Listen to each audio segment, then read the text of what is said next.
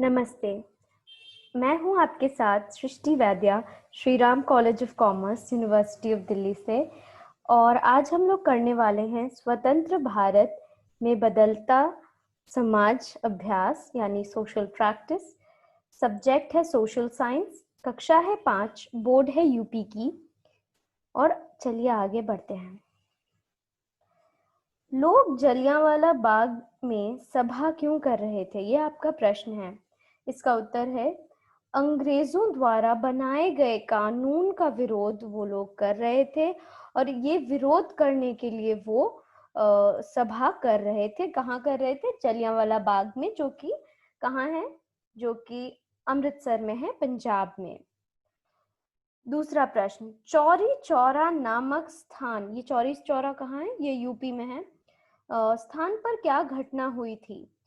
उस स्थान पर आंदोलनकारियों ने पुलिस पर हमला कर दिया और थाने में आग लगा दी थी। और आप ये चित्र देख सकते हैं, यहाँ पे जो ये चित्र दिया है, ये चौरी चौरा घटना का ही चित्र है। भले ये रियल नहीं है, because it may be of some movie, but ये उसी को दर्शाता है। आप देखिए, यहाँ अंदर पुलिस है और यहाँ से लोगों ने उन पे हमला कर दिया था, आग लगा दी थी थाने को, और पुलिस भी बहुत सारे मर भी गए थे इसमें। वल्लभ भाई पटेल ने किसके आंदोलन का नेतृत्व किया? वल्लभ भाई पटेल ने गुजरात में किसानों के आंदोलन का नेतृत्व किया था। सत्याग्रह का क्या अर्थ है? अपने किसी बात को मनवाने के लिए शांतिपूर्ण तरीके से आग्रह करना ही सत्याग्रह है। ठीक है। और इस चित्र में आप देखिए, गांधी जी का जो मेन वे ऑफ प्रोटेस्टिंग था, विद्रोह का, वो था कि शांति होनी चाहिए, है ना, ट्रूथ होना चाहिए, शांति होनी चाहिए, नॉन वायलेंस, यानी कि किसी को फोर्स नहीं करना है, किसी पे वायलेंस नहीं करना है। तो ये सब का पाठ वो हमेशा पढ़ाते थे। और इस चित्र में भी आप वही देख सकते हैं, वो बहुत ही शांतिपूर्ण तरीके से बैठ के बस विद्रोह कर रहे हैं। नौसेना के सिपाहियों ने किसका आदेश मानने से इनकार कर दिया? नौसेना के सिपाहियों ने अंग्रेज कमांडर का आदेश मानने से इनकार कर दिया। अच्छा, नौसेना, ये वाला वो नेवल वाला रिवोल्ट था, नेवल रिवोल्ट। जब इंडिया के बहुत सारे कोनों में ऐसे रिवोल्ट्स हो रहे थे, और धीरे धीरे ये हमारी आर्मी में, हमारे नेवल में, नौसेना में भी, एयरफोर्स, ये सब जो ब्रिटिश आर्मी ने बना रखा था इंडिया में, इंडिया के सिपाहियों के साथ, तो इंडियंस को यूज करके, तो अब क्या हो रहा था कि आप सोचिए कि कहीं भी रिवोल्ट होता है तो उसको कैसे आप सप्रेस करेंगे? आप उसको सप्रेस करेंगे पुलिस के थ्रू, थ्रू आर्मी के थ्रू, या फिर नौसेना के थ्रू। ये सब उनका एक, क्या बोलूं, उनका एक ये होता है, उनका टीम होता है ये।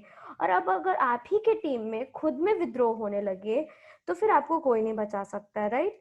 तो इसीलिए जब नौसेना वगैरह में भी विद्रोह स्टार्ट हो गए थे, तो फिर ब्रिटिश अंग्रेजों को लगा कि अब कोई चारा नहीं, अब उनको छोड़ के जाना ही होगा। जनसंख्या वृद्धि में क्या क्या समस्याएं पैदा होती हैं, ये आपका प्रश्न है।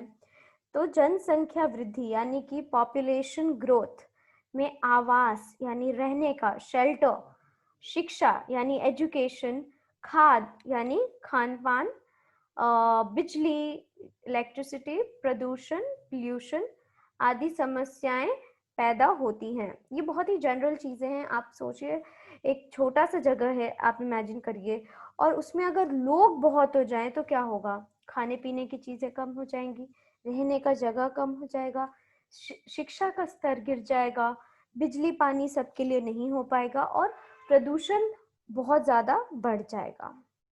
अगला प्रश्न, निम्नलिखित वाक्यों में सही बात पर आपको टिक लगाने को कहा गया है और गलत बात पर क्रॉस लगाने को कहा गया है। पहला, जनसंख्या वृद्धि से समस्याएं बढ़ रही हैं। हाँ, बढ़ रही हैं, हमने पिछले क्वेश्चन में ही डिस्कस किया, तो टिक। नहरों से सिंचाई का काम आसान नहीं हुआ है। नहीं, ये गलत है। नहरों से सिंचाई का काम आसान हुआ है। सड़कें ना होती तो हमारा आना जाना आसान था।